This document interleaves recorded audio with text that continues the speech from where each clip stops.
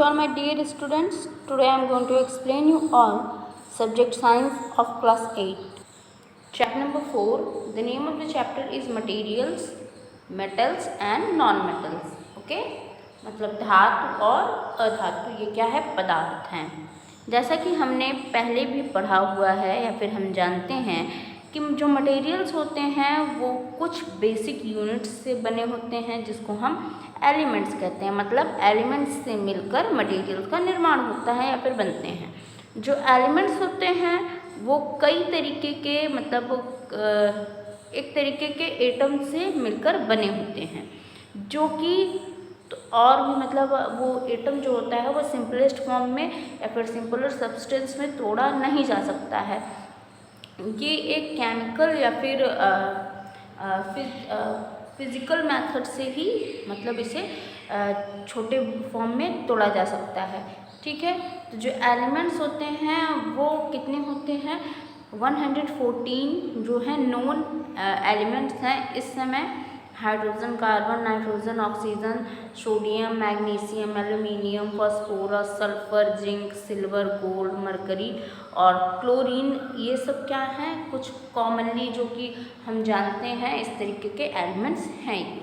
ठीक है, फिर उसके बाद है यहाँ पे क्लासिफिकेशन ऑफ एलिमेंट्स। एलिमेंट्स के क्लासिफिकेशन किससे हुआ है या फिर किस तरीके से हुआ है वो यहाँ बताया जा रहा है कि हमारे चारों तरफ जितने भी ऑब्जेक्ट्स हैं वो किसी न किसी मटेरियल से मतलब बना हुआ है मिलकर, तब जाके वो कोई चीज़ है। तो अलग अलग तरीके के जो मटेरियल्स होते हैं वो अलग अलग उनकी प्रॉपर्टीज़ होती हैं, वो अलग अलग चीज़ों से मिलकर बने होती हैं। वो डिपेंड इस चीज़ पे होती हैं कि वो किस तरीके की दिखाई देती हैं। मतलब वो अगर हार्डनेस है या फिर उसमें लस्टर है या फिर कुछ और भी प्रॉपर्टीज़ हैं मटेरियल्स की जो कि उनको अलग करती हैं मेटल, जैसे कि मेटल और नॉन मेटल है। ये दो चीज़ जो है ऐसी होती हैं जिससे कि हम क्लासीफाइड कर सकते हैं, उनको अलग कर सकते हैं चीज़ों को कि वो किस तरीके से हैं। कुछ मटेरियल्स या एलिमेंट्स ऐसे होते हैं जो कि दोनों तरीके के प्रॉपर्टीज़ को शो करती हैं। मतलब वो मेटल्स भी होती हैं, नॉन मेटल्स भी होती हैं। तो वो क्या कहलाती हैं? वो मेटलॉइड कहलाते हैं, मतलब उपधातु कहलाते हैं। ठीक है, अब यहाँ मेटल्स के बारे में बताया जा रहा है कि मेटल्स क्या होते हैं। जनरली इसमें क्या होती है? शाइनिंग होती हैं, ये मेलेबल होती हैं, हार्ड होती हैं और ये क्या होती हैं? इलेक्ट्रिसिटी की गुड कंडक्टर होती हैं जितने भी मेटल्स होते हैं। एग्जाम्पल में हम gold, silver, iron, copper, uranium, zinc, ये सारी चीज़ें ले सकते हैं जो कि क्या हैं? ये गुड इलेक्ट्रिसिटी के कंडक्टर हैं। और बहुत सारे ऐसे हैं जो कि कुछ इसके अपवाद भी हैं। मतलब ये अपवाद हैं फिर भी ये क्या है? ये मेटल है, मेटल में ही अपवाद हैं। जैसे कि मरकरी है, ये एक लिक्विड फॉर्म में रहता है फिर भी ये क्या है? मेटल है, मतलब धातु है। सोडियम जो कि बहुत ही सॉफ्ट होता है, उसको हम प्रॉपर तरीके से मतलब चाकू से काट भी सकते हैं। ये क्या होता है? सॉफ्ट होता है, सॉलिड भी होता है, लेकिन इसकी जो डेंसिटी होती है वो बहुत लो होती है। तो ये भी क्या है? मेटल है। मरकरी जो है एक जो मरकरी है ये मात्र एक ऐसा मेटल है जो कि सॉलिड नहीं है, जो कि लिक्विड फॉर्म में होता है। ठीक है, इसी तरीके से अब नॉन मेटल की बात की जाए तो जो नॉन मेटल होता है ये क्या होते हैं? ये इलेक्ट्रिसिटी और हीट की गुड कंडक्टर नहीं होते हैं। ये नॉन मेटल इसलिए होते हैं क्योंकि ये बहुत ज़्यादा ईजीली मतलब इसको ईज़िली इसको हम शेप में नहीं ला सकते हैं, पिघला नहीं सकते हैं या फिर इसको मतलब एक तरीके से शेप में प्रॉपर तरीके से हम नहीं ला सकते हैं। तो नॉन मेटल में कुछ एलिमेंट्स हैं जैसे कि ऑक्सीजन है, हाइड्रोजन है, सल्फर, नाइट्रोजन, कार्बन, ब्रोमीन, ये सब क्या है? ये सब नॉन मेटल हैं। और नॉन मेटल में भी कुछ मतलब अपवाद हैं, जैसे कि ब्रोमीन को ले लीजिए। ब्रोमीन एक ऐसा मात्र नॉन मेटल है जो कि लिक्विड फॉर्म में रहता है। ठीक है, फिर उसके बाद मेटलॉइड की बात की जाए, उपधातु जिसे कहते हैं, मतलब जो ना ही मेटल हो ना ही नॉन मेटल हो। तो ऐसे धातु भी होते हैं, मतलब ऐसे मैटर्स भी होते हैं मटेरियल्स होते हैं कह लीजिए। तो कुछ एलिमेंट्स ऐसे होते हैं जो कि दोनों कैरेक्टरिस्टिक्स इसमें होते हैं, होते भी हैं नहीं भी होते हैं, तो इसमें होते एक तरीके से हम कहेंगे होते ही हैं। तो जिसमें मेटल और नॉन मेटल दोनों के कैरेक्टर्स होते हैं वो क्या कहलाते हैं, मेटलॉइड्स कहलाते हैं। मेटलॉइड्स क्या होते हैं, ये सेमीकंडक्टर होते हैं, जिसका मतलब है कि ये बोथ होते हैं, इंसुलेटर का भी काम करते हैं, कंडक्टर का भी काम करते हैं। मतलब एक इलेक्ट्रिसिटी अपने आप में जाने भी देते हैं और नहीं भी जाने देते हैं, तो इसलिए इन्हें क्या कहते हैं, सेमीकंडक्टर कहते हैं। और ये बहुत ही यूज़फुल भी होता है, जैसे कि कंप्यूटर में जो चिप मटेरियल्स होते हैं वो सब इसी चीज़ों के बनी होती हैं। एग्जाम्पल में कुछ एलिमेंट्स जैसे कि सिलिकॉन है, बोरोन है, ये सब क्या है, ये सब मेटलॉइड हैं। ओके, फिर आगे आता है यहाँ पे okay physical properties of metals and non metals. Metals और नॉन मेटल्स के फिजिकल प्रॉपर्टीज़ क्या हैं, जैसे कि मेटल और नॉन मेटल ये दोनों ही आइडेंटिफाइड होंगे इनके बेसिस अपीयरेंस पे, मतलब कि ये कैसे दिखते हैं, इनका स्ट्रक्चर क्या है, इनमें किस तरीके के प्रॉपर्टीज़ होते हैं, फिजिकल प्रॉपर्टीज़ जो होती हैं वो देखा जाता है। जैसे इनके हार्डनेस को, लस्टर को, मेलेबिलिटी को, डक्टिलिटी को और सोनेट्री को, और भी बहुत सारे कंडक्टिविटी को, ये सारी चीज़ें इनमें देखा जाता है, जिससे कि हम पता कर सकते हैं कि ये किस तरीके की प्रॉपर्टी, मतलब फिजिकल प्रॉपर्टी में ये सारी चीज़ें दिखाती हैं, तब हमें पता चलता है कि हाँ ये चीज़ मेटल है, ये चीज़ नॉन मेटल है। और इसी तरीके से कुछ नीचे भी दी गई हैं। अगर फिजिकल स्टेट की बात की जाए तो फिजिकल स्टेट में क्या चीज़ें आती हैं, इसका कंडीशन आता है कि कौन सा एलिमेंट है, किस तरीके के रूम टेम्परेचर में एग्जिस्ट करेगा अपने आप को। अगर वो मेटल है तो फिर सीधी सी बात है कि वो सॉलिड है, मेटल का नाम पे ही हम समझते हैं कि वो चीज़ सॉलिड होगी, ठीक है। मरकरी एक चीज़ है जिसको हम अपवाद मानते हैं, मरकरी जो है वो अपवाद है।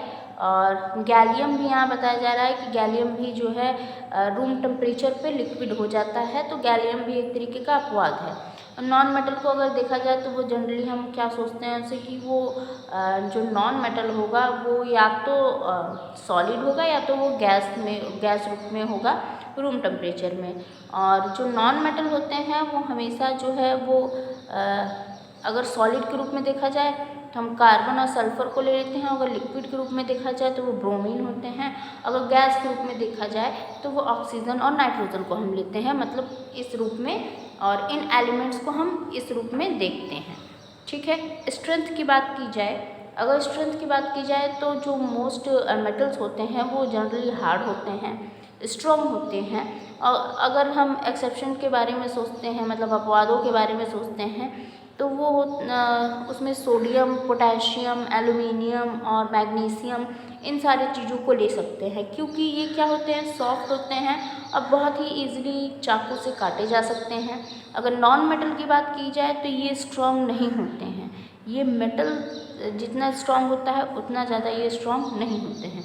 लेकिन नॉन मेटल में अपवाद के रूप में है डायमंड। डायमंड एक अपवाद है, ये सबसे हार्डेस्ट सब्सटेंस है, मतलब सबसे कहते हैं ना सबसे कठोर जो सब्सटेंस है वो क्या है, वो है डायमंड। ओके, लस्टर की बात की जाए चमक में कि इनमें कैसा होता है, तो अधिकतर जो मेटल्स होते हैं वो पॉलिश किए जाते हैं, जो कि एक अलग तरीके की मतलब मेटालिक चमक देता है, लस्टर देता है। और मेटल्स में जैसे कि गोल्ड, सिल्वर, कॉपर, इन सब में क्या होता है, अलग तरीके की चमक होती है। इनको जितना ज़्यादा पॉलिश करेंगे उतना ज़्यादा इनमें चमक आती है। तो इनकी एबिलिटी होती है शाइन करने में, और प्लस ये लाइट का रिफ्लेक्शन भी करते हैं, इस वजह से ये बड़ा चमकते हैं। और नॉन मेटल्स की बात की जाए तो ये डल होता है इनका सरफेस, मतलब इतना ज़्यादा चमकीला नहीं होता है, इनका कलर डल होता है। और इनमें क्या होता है कि इनमें गैसियस पावर होती है, और ये जो है मतलब पॉलिश करने पर ये लाइट नहीं देते हैं। इनको जितना ज़्यादा पॉलिश करेंगे उतना ज़्यादा पाउडर बन जाएंगे या फिर ये गैस बन जाएंगे। ओके, तो एग्जाम्पल पे यहाँ पे ग्रेफाइट दिया है, डायमंड दिया है, आयोडीन दिया हुआ है, ये कुछ नॉन मेटल्स के हैं प्रॉपर्टीज़। ओके, अब मेलेबिलिटी, यहाँ मेलेबिलिटी की बारे में बताया गया है कि जो यहाँ पे प्रॉपर्टीज़ जो बताई गई हैं कि जो मेटल्स होती हैं जिनको क्या किया जा सकता है, यानी जो मेटल्स होती हैं उनको काफ़ी पतले पतले शीट्स में बांट सकते हैं, काट सकते हैं, तो वो क्या कहलाती है, मेलेबिलिटी कहलाती है। ये क्या होता है, ये प्रॉपर्टीज़ जो है मेटल्स की दिखाई जाती हैं। गोल्ड, सिल्वर और भी जो चीज़ें होती हैं ये बेस्ट मेलेबल होती हैं मेटल, जिनको पतले पतले मतलब शीट में काटे जा सकते हैं और बनते भी हैं। गोल्ड और सिल्वर से तो बहुत सारी चीज़ें बनती हैं, बहुत सारे ऑर्नामेंट्स बनते हैं, काफ़ी पतले भी होते हैं, मोटे भी होते हैं, आप जिस हिसाब से भार में लेते हैं उस तरीके से। फिर यहाँ बताया जा रहा है जो नॉन मेटल्स होते हैं वो नॉन मेलेबल होते हैं, मतलब ये जो हैं इनको हम बहुत आराम से मतलब आसानी से नहीं तोड़ सकते। इनको तोड़ने के लिए हैमर वगैरह की ज़रूरत पड़ती है, तब जाके कहीं इनको छोटे छोटे पीसेस में काट सकते हैं। फिर आगे है डक्टिलिटी। डक्टिलिटी के बारे में बताया जा रहा है कि जो मेटल्स होते हैं वो मेल्ट भी हो सकते हैं, मतलब कि जो मेटल्स होते हैं ये क्या होते हैं, मेल्ट हो सकते हैं, पिघल सकते हैं।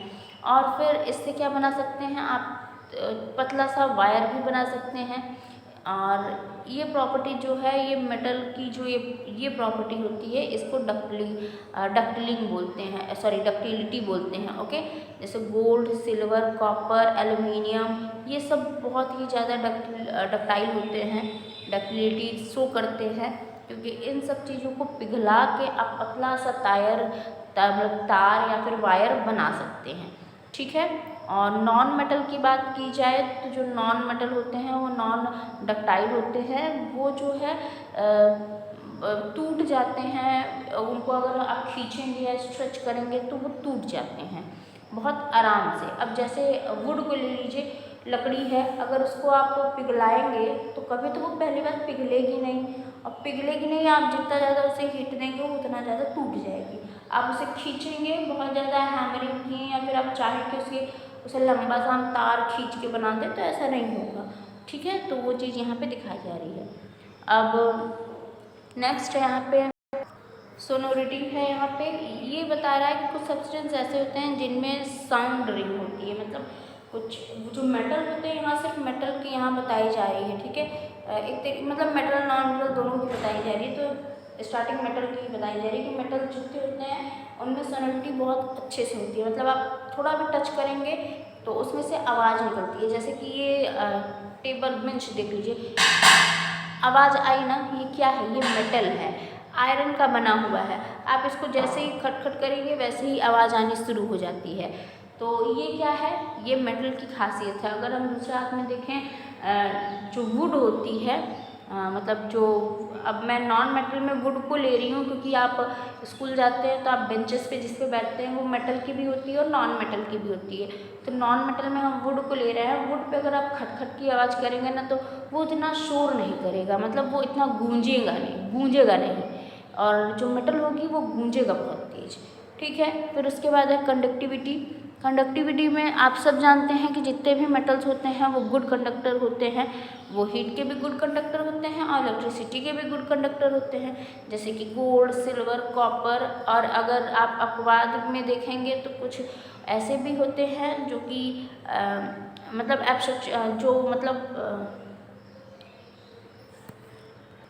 कहने का मतलब है जो अपवाद है उनको छोड़ के। ठीक है, तो जो अच्छे क्वालिटी के घर में जो इलेक्ट्रिसिटी के मतलब सप्लायर होते हैं, मतलब जो वायरिंग होती है वो क्या होती है, वो अच्छी क्वालिटी की लगाई जाती है, वो मेटल होते हैं, जैसे कि कॉपर वायर यूज़ किया जाता है, जिससे कि जो गुड कंडक्टर जो होते हैं इलेक्ट्रिसिटी के उनको लगाया जाता है, जिससे कि लाइट जो है मतलब इलेक्ट्रिसिटी अच्छे से फ्लो कर सके। नॉन मेटल की बात की जाए तो वो बैड कंडक्टर होते हैं हीट के, और इस वजह से उनको क्या होता है, उनमें कंडक्टिविटी नहीं होती है, उनको इलेक्ट्रिसिटी और हीट दोनों ही कंडक्ट नहीं कर पाते हैं। ग्रेफाइट को छोड़ के, ग्रेफाइट एक नॉन मेटल है लेकिन फिर भी उसमें से इलेक्ट्रिसिटी पास होती है, तो वो एक अपवाद है। जो इलेक्ट्रिसिटी होती है वो इसमें ग्रेफाइट में अच्छे से कंडक्ट होती है, ठीक है। फिर उसके बाद है मेल्टिंग और बॉइलिंग पॉइंट, मतलब इसका पिघलना और इसका खौलने का पॉइंट क्या है वो चीज़ यहाँ बताया जा रहा है। तो जो मेटल होते हैं इनकी जो बॉइलिंग पॉइंट होती है वो बहुत ही हाई होती है और मेल्टिंग पॉइंट भी इनकी बड़ी हाई होती है। मतलब जो मेटल जितने होते हैं उनकी जो बॉइलिंग और मेल्टिंग पॉइंट होती है वो क्या होती है, हाई होती है। मरकरी जो है एक क्या है, ये एक अपवाद है जिसको लो बॉइलिंग पॉइंट और लो इसकी मेल्टिंग पॉइंट होती है, मतलब लो इसकी बॉइलिंग पॉइंट होती है और मेल्टिंग पॉइंट भी लो होती है। तो मरकरी एक अपवाद है। सोडियम पोटेशियम भी एक क्या है, अपवाद है। ये भी लो मेल्टिंग पॉइंट होती है इनकी, मतलब रूम टेम्परेचर में ये मेल्ट हो जाते हैं, मतलब लिक्विड हो जाते हैं इस तरीके से। तो ये क्या है, ये जितने भी मतलब ये होते हैं मेटल्स होते हैं इनको मेल्टिंग करने के बाद जब इनको किसी भी शेप में मतलब चेंज किया जा सकता है मेल्ट करने के बाद, तो फिर वो हार्ड हो जाते हैं, ठीक है। नॉन मेटल की बात की जाए तो इनकी जो मेल्टिंग पॉइंट होती है वो बहुत ही लो होती है और बॉइलिंग पॉइंट भी बहुत लो होती है। अपवाद में अगर ग्रेफाइट को लिया जाए तो ये अपवाद में है, ये इसको छोड़ के। इसका क्या होता है ग्रेफाइट का, ये बहुत ही हाई मेल्टिंग पॉइंट और बॉइलिंग पॉइंट मेटल्स की होती है, सॉरी ग्रेफाइट की होती है, ठीक है। अब नेक्स्ट है chemical properties of metals and non metals. Metals और नॉन मेटल्स की केमिकल प्रॉपर्टीज़ क्या होती हैं वो चीज़ यहाँ बताई गई है कि जो केमिकल प्रॉपर्टीज़ मेटल और नॉन मेटल की होती है वो दो कैटेगरीज में डिवाइड की गई हैं। तो जो इनकी कैटेगरीज हैं वो रिएक्शन पे, मतलब कि ऑक्सीजन से रिएक्शन की जाती हैं और वाटर से रिएक्शन की जाती हैं, एसिड से रिएक्शन की जाती है, बेस से रिएक्शन की जाती है और फिर उसके बाद इनका डिस्प्लेसमेंट रिएक्शन होता है। फिर उसके बाद हम देखते हैं कि ये किस तरीके का रिएक्शन होता है। तो इन सारी चीज़ों से इनका रिएक्शन किया जाता है। तो यहाँ नीचे रिएक्शन विथ ऑक्सीजन के बारे में बताया गया है कि अगर किसी मेटल का ऑक्सीजन के साथ रिएक्शन करते हैं तो क्या होता है। तो अगर किसी भी मेटल का मतलब उसका अगर पहले तो मेटल जो होते हैं सब वो रिएक्टिव होते हैं, ये बात आप जानिए। फिर उसके बाद क्या होता है कि ये बहुत ही ईजिली क्या करते हैं, रिएक्ट कर लेते हैं किसी भी एलिमेंट से या फिर किसी भी एलिमेंट के कंपाउंड से क्या करते हैं, रिएक्ट कर लेते हैं। तो मेटल में जैसे कि सोडियम हो गया, पोटेशियम हो गया, ये कुछ एलिमेंट्स हैं जो कि बहुत ही ज़्यादा रिएक्टिव मेटल्स होते हैं। मतलब कोई भी दूसरा एलिमेंट पाते हैं ये तुरंत ही रिएक्ट कर लेते हैं। तो इनका जो ये क्या करते हैं, ऑक्सीजन से भी कंबाइन करते हैं। अगर एयर वहाँ पे मतलब ये क्या करते हैं, ऑक्सीजन, एक मिनट, मतलब ये ऑक्सीजन में कंबाइन करते हैं, फिर ये एयर में रहते हैं और करस्पॉन्डिंग ऑक्सीजन क्या करते हैं, मिलता है यहाँ पे। तो यहाँ पे देखिए मेटल है, ऑक्सीजन से रिएक्ट किया, यहाँ मेटल ऑक्साइड बन गया। फिर उसके बाद यहाँ बता रहा है sodium reacts vigorously with oxygen present in the air to form sodium oxide। अब यहाँ पे सोडियम ऑक्साइड पाने के लिए क्या हो रहा है, यहाँ पे 4 सोडियम के एलिमेंट मतलब तत्व हैं और फिर उसके बाद ये ऑक्सीजन से क्या करता है, रिएक्ट करता है और बदले में क्या मिलता है, सोडियम ऑक्साइड मिलता है। इसी तरीके से यहाँ पे पोटेशियम है, पोटेशियम ऑक्सीजन से अगर रिएक्ट करता है तो क्या मिलता है, पोटेशियम ऑक्साइड। आगे देखते हैं, आगे भी रिएक्शंस दिए गए हैं। तो आगे जो है यहाँ पे मैग्नीशियम है, मैग्नीशियम ऑक्सीजन से रिएक्ट करता है और बदले में क्या मिलता है, मैग्नीशियम ऑक्साइड मिलता है। तो ये सब ऑक्सीजन से रिएक्ट करते हैं, फिर बदले में क्या मिलता है वो चीज़ यहाँ बताया गया है। कॉपर ऑक्सीजन से अगर रिएक्ट करता है हीट के प्रेजेंस में, मतलब हीट भी होनी चाहिए, तब ये क्या देगा, कॉपर ऑक्साइड देगा। आयरन अगर ऑक्सीजन से रिएक्ट करेगा तो आयरन ऑक्साइड देगा, जिसको आप रस्ट भी बोलते हैं, मतलब जंग जहाँ लग जाता है वो उसे भी कहते हैं। और उसके बाद अगर यही जो है यहाँ पे फिर उसके बाद है, अगर आयरन ऑक्सीजन के कितने एलिमेंट से मतलब रिएक्ट करेगा तब एक क्या देगा, 2Fe2O3 देगा। इसी तरीके से ये फिर से अगर हाइड्रोजन से भी रिएक्ट कर लेगा तो क्या देगा, इसी तरीके से रस्ट बन जाएगा, जिसे जंग आप कहते हैं। ठीक है। किसी भी आयरन के चीज़ पे या फिर आयरन के प्लेट पर जब जंग लग जाता है तो वो ऑक्सीजन और हाइड्रोजन से क्या कर लेता है, रिएक्शन कर लेता है, इस वजह से उसमें जंग लग जाता है। अब यहाँ बताया जा रहा है मेथड्स टू प्रिवेंट रस्टिंग। अब रस्ट को कैसे आप बचा सकते हैं रस्ट लगने से, वो चीज़ यहाँ बताई गई है। क्या आप देखते हैं समुद्र वगैरह में बड़ी बड़ी जहाज़ें चलती हैं, तो उनको कैसे रस्ट से बचाया जाता है, तो उनको रस्ट से बचाने के लिए उसमें ऑयल पेंट यूज़ किया जाता है, जिससे कि वो रस्ट से बचा सकते हैं। बड़ी बड़ी मशीन्स के पार्ट्स चलते हैं, उनको रस्टिंग से बचाने के लिए उसमें ग्रीस या फिर ऑयल डालते हैं, जिससे कि क्या होता है वो चीज़ें बची रहती हैं। या फिर कोई भी ऑब्जेक्ट जो कि कोई भी मतलब आयरन के ऑब्जेक्ट उस पर अगर उसे रस्टिंग से बचाना है तो उस पर एक लेयर जिंक की लगा दी जाती है, जिससे कि वो बच जाए और ख़राब ना हो। ये इस प्रोसेस को कहते हैं गैल्वेनाइजेशन। ओके, तो इस तरीके से क्या होता है कि कोई भी आयरन की चीज़ों को बचाने के लिए आप मतलब चीज़ें लगाते हैं, जैसे इलेक्ट्रोप्लेटिंग कर लेते हैं, जो कि निकल और क्रोमियम की होती है, उससे प्लेटिंग हो जाती है, तो वो इलेक्ट्रोप्लेटिंग कहलाती है।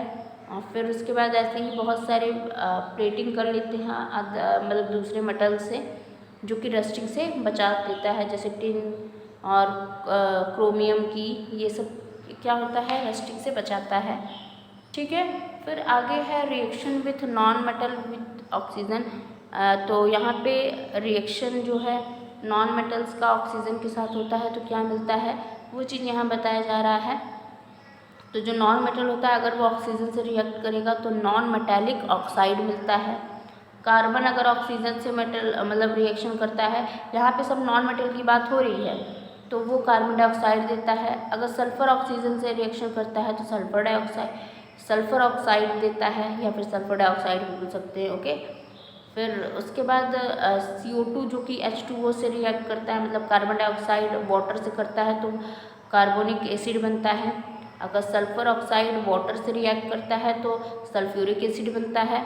ओके, अब यहाँ नेक्स्ट बताया जा रहा है reaction with water, reaction of metals with water. अब मेटल्स का वाटर के साथ रिएक्शन होता है तो क्या मिलता है वो बताया जा रहा है कि अगर सोडियम वाटर से रिएक्ट करता है तो सोडियम हाइड्रोक्साइड मिलता है, प्लस हाइड्रोजन क्या होता है वो भी मिलता है। एरो का मतलब होता है हाइड्रोजन निकल जाता है। ओके, मतलब गैस बन के।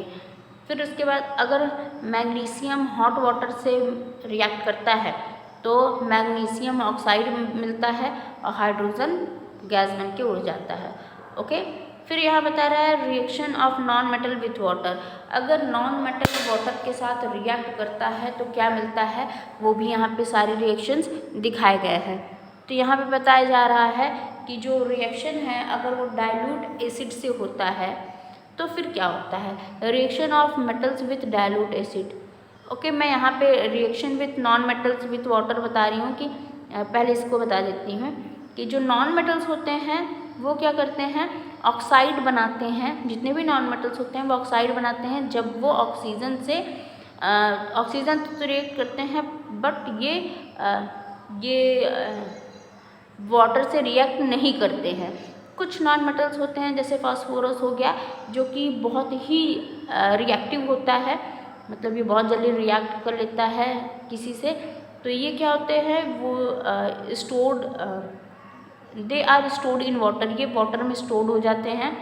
फास्फोरस क्या करता है, फायर कैच कर लेता है बहुत ही जल्दी, जैसे ही ये एयर के कांटेक्ट में आता है तो इस वजह से ये एयर से बहुत जल्दी रिएक्ट करता है। जैसे ही आता है वैसे ही क्या कर लेता है, रिएक्ट कर लेता है एयर से और फायर कैच कर लेता है। तो ये क्या है, ये क्या करता है, इसलिए इसे पानी में स्टोर करके रखा जाता है, किसे, फास्फोरस को। ओके, अब यहाँ पे डाइल्यूट एसिड से जो मेटल होते हैं वो रिएक्ट करते हैं तो क्या मिलता है, तो यहाँ पे अगर मेटल और हाइड्रोक्लोरिक एसिड रिएक्ट करते हैं तो क्या मिलता है, मेटल क्लोराइड मिलता है और हाइड्रोजन गैस बनती है। ठीक है, अगर सोडियम से डाइल्यूट हाइड्रोक्लोरिक एसिड अगर रिएक्ट करता है तो हमें बदले में क्या मिलता है, सोडियम क्लोराइड मिलता है, प्लस में हाइड्रोजन गैस निकल जाती है। फिर उसके बाद है अगर आयरन डाइल्यूट हाइड्रोक्लोरिक एसिड से रिएक्ट करता है तो फेरस क्लोराइड बनता है प्लस हाइड्रोजन गैस बनता है। फिर उसके बाद यहाँ पे है लास्ट में जो है मतलब नीचे, अगर एल्युमिनियम डाइल्यूट हाइड्रोक्लोरिक एसिड से क्या करता है, रिएक्शन करता है, तो एल्युमिनियम क्लोराइड और प्लस में क्या, हाइड्रोजन गैस बनती है। फिर आगे है यहाँ पे बताया जा रहा है कि अगर मैग्नीशियम डाइल्यूट सल्फ्यूरिक एसिड से रिएक्ट करता है तो मैग्नीशियम सल्फेट बनता है, प्लस में हाइड्रोजन गैस बनती है। ओके, तो इस तरीके से यहाँ पे कुछ मेटल्स जो कि डाइल्यूट एसिड से रिएक्ट करते हैं तो क्या बनता है, वो चीज़ यहाँ बताई गई है। अब यहाँ पे reaction of non metal with dilute acid, अगर डाइल्यूट एसिड से नॉन मेटल रिएक्ट करता है तो क्या मिलता है। जो नॉन मेटल होते हैं वो कोई भी रिएक्शन डाइल्यूट से नहीं करते हैं, मतलब डाइल्यूट एसिड से कोई भी रिएक्शन बेसिकली वो नहीं करते हैं। ठीक है, तो जब नहीं करते हैं तो यहाँ से बात ही खत्म इनकी। तो फिर आगे है रिएक्शन विथ बेसिस। अब बेस से जो रिएक्शन होता है मेटल्स का, तो मेटल का जो रिएक्शन होता है यहाँ पे बताया जा रहा है कि अधिकतर जो मेटल्स होते हैं वो बेस से नॉन रिएक्टेबल होते हैं, मतलब बेस से इनका कोई रिएक्शन नहीं होता है। कुछ मेटल्स होते हैं जैसे कि एल्युमिनियम है, जिंक है, लिड है, ये सब क्या करते हैं, ये रिएक्ट करते हैं और रिएक्ट करने के बाद सॉल्यूशन बनाते हैं एक स्ट्रॉन्ग बेस लाइक सब्सटेंस, मतलब जैसे कि सोडियम हाइड्रोक्साइड बना देते हैं, और फिर उसके बाद ये सॉल्ट भी बना देते हैं, और कुछ मतलब सॉल्ट और कुछ हाइड्रोजन जो होते हैं गैस बना देते हैं, हाइड्रोजन गैस बना देते हैं, और ये बहुत ज़्यादा रिएक्टेबल नहीं होते हैं, मतलब जो बेस होते हैं बेस के साथ बहुत ही कमज़ोर होते हैं। और जैसे कि एल्युमिनियम हाइड्रोक्साइड, ये सब क्या है, मेटल हैं, लेकिन ये बेस से बहुत अच्छे से रिएक्शन नहीं करते हैं। फिर reaction of non metal with base, अगर नॉन मेटल का बेस से रिएक्शन हो तो क्या होता है, तो इनका जो रिएक्शन होता है वो बहुत ही कॉम्प्लेक्स होता है नेचर में। तो ये क्लोरीन से रिएक्ट करते हैं, तो ये क्या देते हैं, जैसे ये अगर जब ये क्लोरीन से रिएक्ट करते हैं with a base such as एक मतलब क्लोरीन अगर बेस से रिएक्ट करता है, बेस क्या है, सोडियम हाइड्रोक्साइड, तब ये क्या देते हैं, ये प्रोड्यूस करते हैं sodium hydro chlorate, okay sorry sodium hypo chlorate ये देते हैं। ठीक है, सोडियम क्लोराइड और वाटर, जब मतलब सोडियम क्लोराइड और वाटर भी मिलता है। You will study this thing in your higher classes, ये चीज़ें आपको आपके हायर क्लासेस में डिटेल में बताई जाएगी कि ये चीज़ क्या है और कैसे रिएक्ट करता है। ठीक है, फिर उसके बाद है डिस्प्लेसमेंट रिएक्शन। डिस्प्लेसमेंट रिएक्शन कैसे होता है, विस्थापन रिएक्शन या प्रतिक्रिया, ये कैसा होता है, तो जब मेटालिक सॉल्ट जो है सॉल्यूशन वो रिएक्ट करता है किसी भी दूसरे मेटल से, तो ये क्या होते हैं, मोर रिएक्टिव हो जाते हैं मेटल का, तब क्या होता है, डिस्प्लेसमेंट होता है, जो कि लेस रिएक्टिव जो मेटल होते हैं उससे, ये क्या कहलाता है, डिस्प्लेसमेंट रिएक्शन कहलाता है। ये दोनों में होता है, मेटल में नॉन मेटल दोनों में पार्ट ये लेता है, तो ये जो क्या कहलाता है, डिस्प्लेसमेंट रिएक्शन कहलाता है। केमिकल रिएक्टिव होते हैं ये सब, जो कि मेटल में होते हैं। ठीक है, और नॉन मेटल में मेटल्स में होते हैं। तो इस तरीके से यहाँ पे रिएक्शंस दिखाए गए हैं कि किस तरीके से क्या होता है डिस्प्लेसमेंट। तो यहाँ पे कॉपर सल्फेट है जो कि ब्लू कलर का है, अगर वो आयरन के साथ रिएक्शन करता है तो उसको मिलेगा क्या, आयरन सल्फेट मिलेगा जो कि ग्रीन हो जाएगा, और कॉपर मिलेगा। ओके, तो इस तरीके से सेकंड में दिखाया गया है। अगर मैग्नीशियम सल्फ्यूरिक एसिड से क्या करता है, रिएक्शन करता है, तो मैग्नीशियम सल्फेट मिलता है और प्लस में हाइड्रोजन गैस बनती है। यहाँ पे एक टेबल बनी है जिसमें मेटल्स और मेटल्स हैं और एक तरफ सिंबल्स हैं इनके। यहाँ बताया जा रहा है कि मोस्ट रिएक्टिव मेटल्स कौन हैं, फिर इनकी डाउनवर्ड किधर जाता है, लीस्ट रिएक्टिव मेटल्स क्या है। तो इसको आप पढ़िए और यहाँ कुछ एक्टिविटीज़ है उसको करिए, तो आपको चीज़ें कुछ समझ में आएंगी। ओके, फिर आगे है यहाँ पे यहाँ है uses of common metals and non metals और नॉन मेटल्स के यहाँ यूजेस बताए जा रहे हैं कि बहुत सारे कॉपर जैसे कि कुछ मेटल्स हैं, मेटल के यूजेस हैं, कॉपर एल्युमिनियम के जो है वायर बनाए जाते हैं जिससे कि इलेक्ट्रिसिटी जो है करंट पास करती है। कॉपर एल्युमिनियम और आयरन जो है ये भी बहुत सारे डोमेस्टिक चीज़ें मतलब फैक्ट्रीज़ के इक्विपमेंट्स और अटेंसिल्स वगैरह बनाने में काफ़ी यूज़फुल होते हैं। और कुछ जैसे कि एल्युमिनियम हो गए, ये सब क्या करते हैं बहुत सारी चीज़ों में यूज़ करते हैं। तो और फिर मतलब एल्युमिनियम में ही यहाँ पे बहुत सारी चीज़ें बताई गई हैं कि पाइप बन जाते हैं, डोर बन जाते हैं, एंगल बन जाते हैं, मतलब घरेलू बहुत सारी चीज़ें बन जाती हैं। गोल्ड सिल्वर की बात की जाए तो उसकी ज्वेलरीज बनती हैं। क्रोमियम वगैरह, निकल वगैरह ये सब इलेक्ट्रोप्लेटिंग में काफ़ी मददगार होती हैं। ऐसे ही मतलब बहुत सारे जो मेटल्स होते हैं वो हमारी घरेलू चीज़ों को यूज़ करने में या फिर बनाने में मदद करती हैं। अगर नॉन मेटल की बात की जाए तो यहाँ हाइड्रोजन की बात की जा रही है, जिससे कि क्या होती है अमोनिया गैस को मैन्युफैक्चर करने में यूज़फुल होते हैं, ठीक है, जो कि फर्टिलाइज़र के रूप में बनाया जाता है अमोनियम सल्फेट वगैरह। तो इससे क्या होता है ये हाइड्रोजन जो है इम्पॉर्टेंट रोल प्ले करता है फ्यूल वगैरह में भी जो कि यूज़ होती है। तो इस तरीके से क्या होता है बहुत सारे नॉन मेटल्स हैं जो कि यूज़फुल होते हैं। सल्फ़र है वो भी कोई कंपाउंड जो कि सल्फ्यूरिक एसिड बन जाता है वो सारी चीज़ें बनाता है। फॉस्फोरस है जो कि फायर वर्क में इंडस्ट्री में काफ़ी चीज़ें में मतलब काम आता है। स्पेशल ग्लासेस वगैरह बनाने में क्या होता है काम आता है। सोडियम लैम्प बनाने में काम आता है, ठीक है। तो ये सारी चीज़ें हैं जो कि नॉन मेटल काफ़ी यूज़फुल होती हैं। फिर है यहाँ पे सिलिकॉन जो कि यूज़ होता है इलेक्ट्रॉनिक कंपाउंड्स बनाने में काफ़ी यूज़ होता है सिलिकॉन। ग्रेफाइट यूज़ होता है कार्बन फॉर्म करने के लिए, पाने के लिए। लिक्विड नाइट्रोजन काफ़ी यूज़फुल होता है रेफ्रिजरेंट में और हॉस्पिटल्स में। तो ये सारी चीज़ें हैं जो कि नॉन मेटल्स हैं जो कि बहुत ज़्यादा यूज़फुल होती हैं, हमारी डेली लाइफ में यूज़फुल होती हैं, ठीक है। अब ये चैप्टर कंप्लीट होता है। चलिए अब हम लोग एक्सरसाइजेस की तरफ चलते हैं। Okay, so tick the correct answer. First is all materials are made up of only a few basic units called dash. Your answer is elements. Now second is there are about dash known elements till date. Your answer is 114. Now third is bromine is the only non-metal that exists as a dash. Your answer is liquid. Fourth is dash is a non-metal and the hardest known substance is diamond. Okay. Now fifth is metal generally have dash melting and boiling point. So your answer is low. Now sixth is rusting of dash is the most familiar example of corrosions. So your answer is iron. Okay.